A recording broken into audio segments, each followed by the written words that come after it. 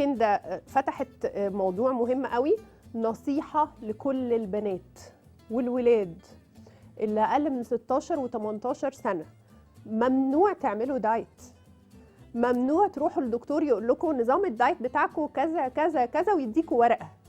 امال لما يبقى عندكم 25 و35 و45 سنة هتعملوا ايه؟ انتوا في سن نمو. سن النمو ده محتاج منكم تاكلوا كويس. تاكلوا كويس يعني تاكلوا صحي. ممكن لو احنا وزننا زيادة او حاسين ان احنا بناكل حلويات زيادة ناخد بالنا ونقللها، نلعب رياضة، ناكل صحي. لكن ممنوع اسمع طفل او حتى التين ايجرز عاملين دايت. لا، احنا ظابطين اكلنا، احنا بناكل صحي، لانه عاملين دايت من السن ده 2 3 وهتحسي لا انا حرمت نفسي وانا صغيره، انا عايزه اكل بقى براحتي. فانا عايزاكي تاكلي براحتك من دلوقتي، بس تاكلي صحي.